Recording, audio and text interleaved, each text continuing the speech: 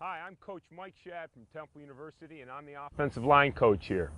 Today we're going to talk a little bit about pass blocking technique, pass blocking form, proper use of the hands, the wired position, taking combos, switching, a whole variety of exciting things about offensive football. Today, helping us on our video is Dave Jovanovich, who's our offensive tackle, playing left tackle here for us at Temple, and Donnie Klein, our center.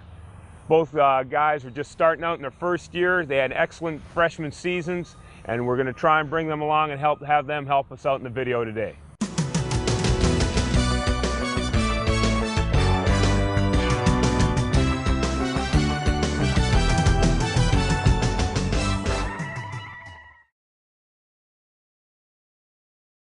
We're going to break this video down into certain segments, and the first part of this segment is going to discuss the simple stuff like the stance, the proper foot position, where the knees and the hip placement should be, how to punch with the hands. We're going to evolve this into actually dynamic movement of getting in your set, showing the numbers, getting in a proper wired position, and ultimately getting to punching the individual in a pass set.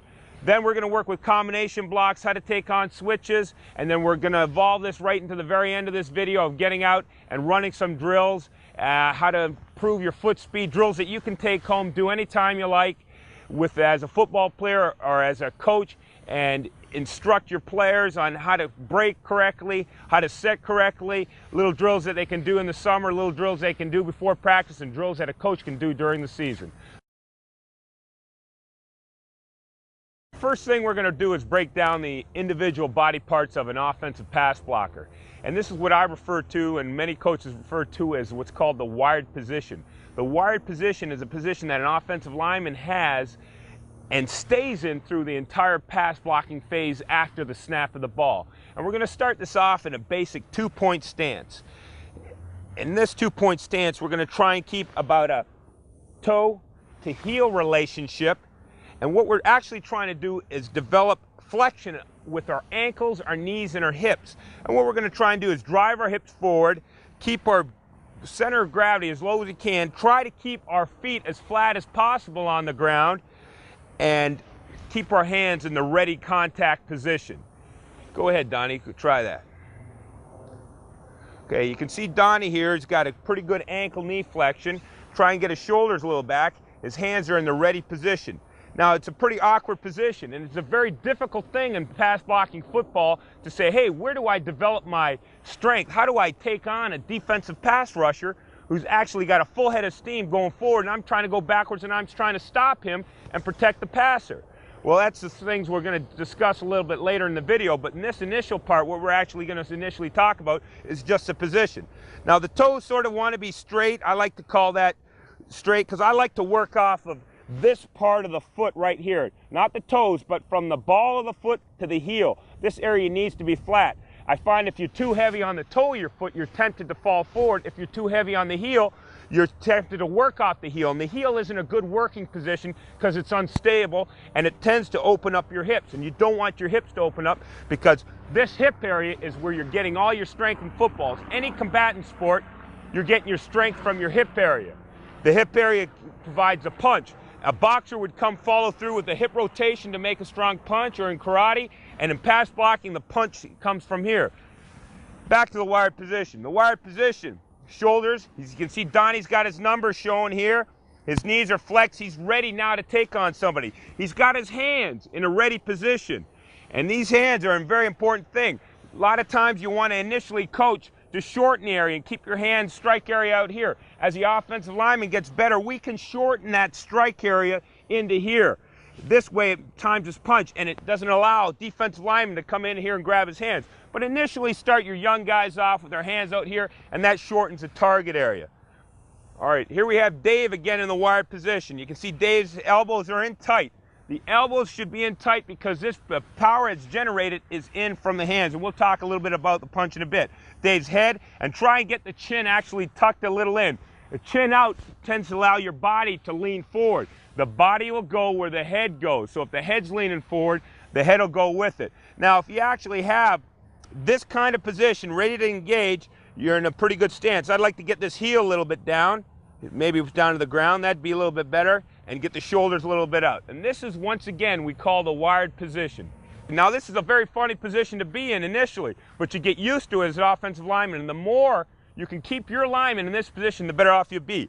The actual movement, when Donnie moves, is from this area down here. The upper body shouldn't move. The only thing that's going to move is the punching of the hands and being in front. But this area here doesn't move. The actual movement of the area, when I'm in the wired position, you can see the base doesn't change. I want to be able to move in this position. This is what we call a kick and a power step. All right?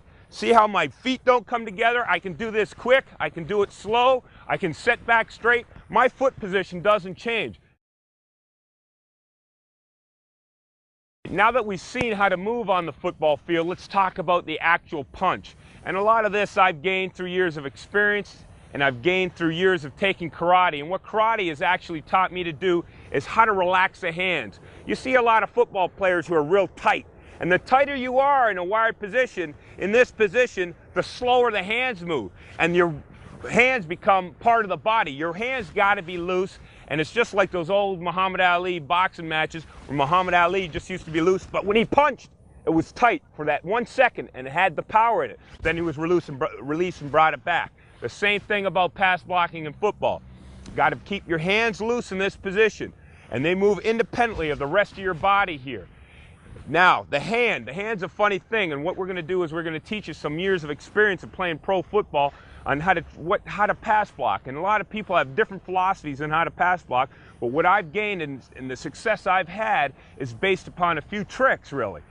But first of all, let's break down the hand. The hand has basically the fingers, the palm of the hand, and the rest of the arm. This area here, the hardest part of your hand, the heel of your hand, is the strike area. And what I actually want to do is punch in this position with the heel of the hand. And you can see as I punch, I've got my thumb up. Always want to punch with your thumb up. And what you want to do is you want to punch the same time with your thumbs up. And this area delivers the blow. And what this area is trying to do is deliver a blow, stop the defensive lineman, and make him restart. That's the key thing about the initial punch. And it's like a trigger of a hammer on a gun. Boom, it's in there, it's quick, it's in there. People who lay their hands in there slow are more apt to get their wrist grabbed, their hands swatted. They can work, but you've got to choose your moment of time and punch. All right, what we're going to do here is we're just going to exhibit the punch. And as you can see here, the punch with the heel of the hands. And just watch Dave strike. So I want you to palm strike, I want you to grab. Here we go. Now look at this position here. He struck with the heel of his hand. Let's look at the rest of the arm here real quick. This area is locked out and extended. He's still in the wired position. Now let's take a look at the hand real close. He's heel struck with the hand, and then he's grabbed. And that's one thing people do not understand about pass blocking. You're allowed to grab in offensive pass blocking if you do it within the frame here. I'd even get his hands a little closer in here. Once you get outside of the frame, if Dave grabs up here or in the back of the shoulder here, this is offensive holding. But if he goes to the position he's been coached to inside, it's not holding. And that's one thing people don't understand in pass blocking football. A lot of people get in there, punch, reset, punch, reset, punch, reset. Why would you want to give up your initial inside position and give it up to punch and reset when he's already gained that? And that's a whole key thing. So let's go from the very beginning here again, and we'll break this down in slow motion. And then we'll do a few quick ones. Just step into him, Donnie, and when he's in his punch zone, punch, he'll punch and just lock onto you. Here we go, down, set, hut. Okay, he's come to, see how Dave too on his punch has timed it. He's not catching and bench pressing. Try it again here, guys, and show the catching and then bench press him off, and just exhibit that in the camera. Down, set, hut. See, that is a catch and bench press. Now Donnie, as a defender here, can actually grab this shoulder area here. If I'm coming in here, but do show that again and show Donnie grab his shoulder because you've closed the area. Here we go. Down, set, hut. Now bench press him off. See, if he catches, come back to the camera here, guys. If he catches and I'm pass blocking in here, come on into me, and I'm in this area, he grabs me.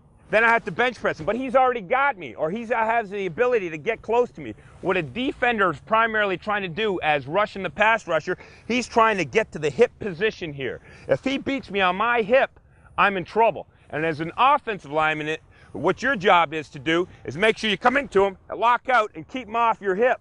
From this area, he can't work off my hip. He's got problems. If I had the proper football equipment on, he'd have a problem grabbing me. But if I'm in this position, he can grab me, then he's got me.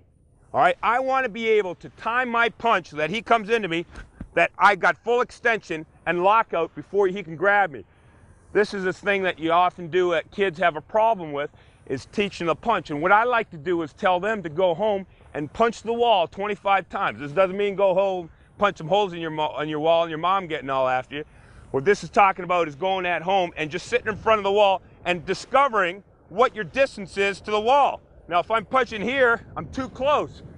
If I'm punching here and at the lean, I'm too far. So I'm learning my punch zone. And even though I haven't done this a while, go ahead, I still know my punch zone. I can sit in front of the wall at night and just figure out my punch zone. And when you figure that out and you develop that confidence in your punch, keeping your shoulders out of there, your chin tucked, your arms locked out, you're on your way to becoming a better pass blocker.